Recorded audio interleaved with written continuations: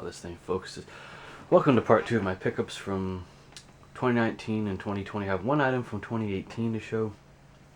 Something I have had on the list. I may have shown it before, but I just can't remember.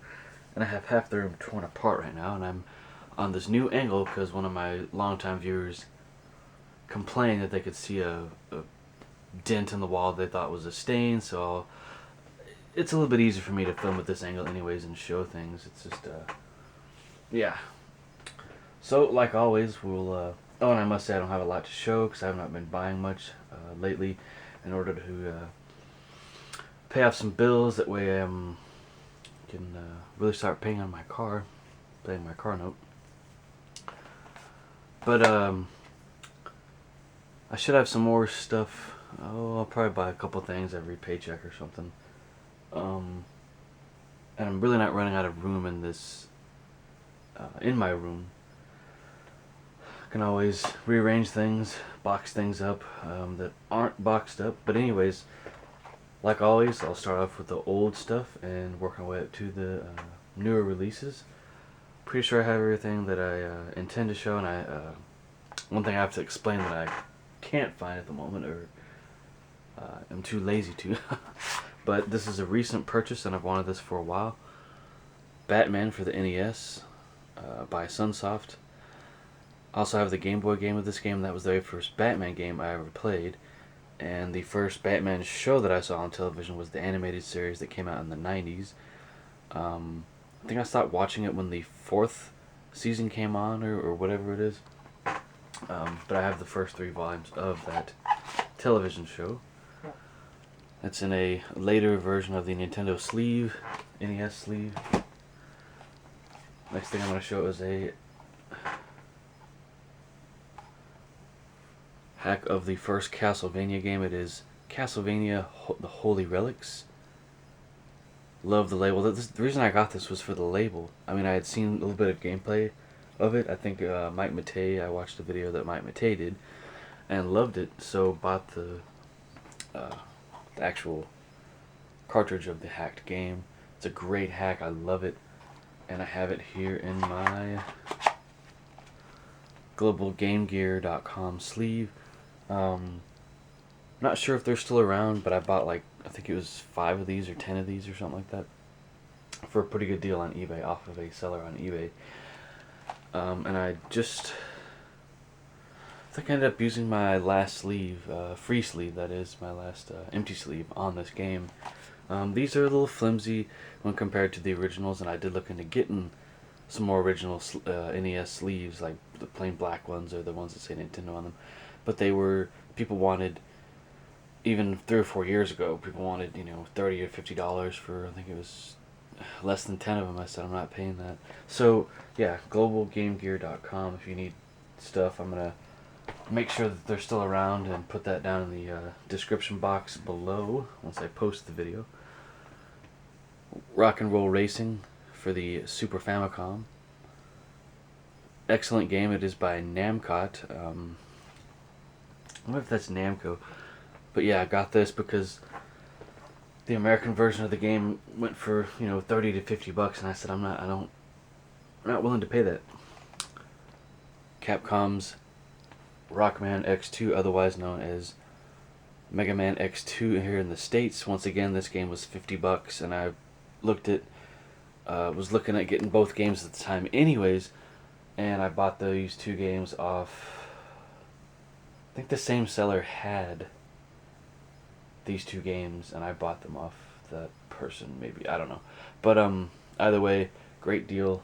Really enjoy those 2 games, playing them on my analog Super NT. That's the only way I can play any Super Famicom games. Funny, I tore them apart for 2 videos, maybe 3. But this is the game I've been waiting for since July of 2019, or last year. This is Ultracore for the Switch. This is made by, what was it? Originally developed by former members of Digital Illusions, all otherwise known as DICE, back in 1993 and 1995. So it was like the members of DICE and EA, which are, I think they're in EA and slash DICE today. But it's a side-scrolling shooter here, as you can see on the screenshot. Excellent game. I first played it on my uh, analog Mega SG and loved it. It's built into the system, and I thought, well, I want to have a hard copy in case anything ever happens to my Mega SG. So I ordered off or pre-ordered it off a seller on eBay. Then came to find out that I could have gotten like a special edition of the game for the same price, and I sat there kicking myself, debating on whether to contact the seller and cancel the order. But in the end, decided, all I really need is the game, and it is excellent. It has password saves, or a password system rather than a save system. I really wish it had like saves implemented. And the game was also released digitally for the Switch and I think other modern consoles, as well as an actual Genesis cartridge. This game was intended to come out on the Sega Genesis. Not sure if I said that, but I love the cover here. The original name of the game was Hardcore. For some reason they had to change it. And this is strictly limited release 21. I'm not big on buying these like limited run games, or limited release games, like mainly digital games that are being released by these companies. They're cool and all, and I did consider getting, I think it's Metal Storm for the NES. They released that game because it was on sale. It was pretty cheap too, but in the end I decided not to. I think these companies are great. They're putting out some great products that otherwise would never see a physical release. So I applaud them for that. So yeah, it's been quite a while for this game, and it's finally here, and I love it. Absolutely love it. I've played not maybe an hour's worth on the actual Switch version. Monday nights at Birdland with featuring Lee Morgan, Curtis Fuller, Hank Mobley, and I got them for the two main guys, Hank Mobley and Lee Morgan. And other artists are on here that play with these guys, but this is, I believe, a small record company re-released this on CD and added a second CD with bonus songs. Not really necessary, but the second CD is unnecessary since it all but it don't all fit on one CD. But it's put out by Fresh Sound Records back in 2009. Was able to find this for a reasonable price on eBay. It was put out on Roulette Records back in the 60s. I looked into getting one of the copy of that, and it was once again going for silly money, and then I decided not to buy it. But yeah, great live performance here. It's sounds very good. I'm wondering if they pulled this from like the original master tape and digitized it, or took it from a record, a very clean copy of the record. Excuse me. So yeah, buy that if you can. Up next is a light up Sega sign by dopesigns.com. I saw an advertisement for this sign and other video game related signs on a Facebook ad, and sat there and pondered about it. These come from China, and I got it within a week after ordering it, or a week and a half.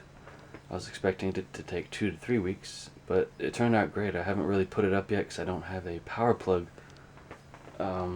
mounted to the wall, because this thing comes with a USB plug and like cell phone like charger, kind of similar to the Samsung Galaxies kind of, but not that kind of great quality. So I got to figure that out. Probably put it up when I get my own place. Very cool though. I have turned it on and seen how it looks, and I'll show that in another video. I'll tack that onto the end of another video. So that's my pickups, guys. I know it's not much, but I hope you guys enjoyed. Thank you so very much for watching, and if you want to see more content like this, click that subscribe button if you wish. But can't talk, sorry, it was late night last night. So yeah, once again, thank you for watching.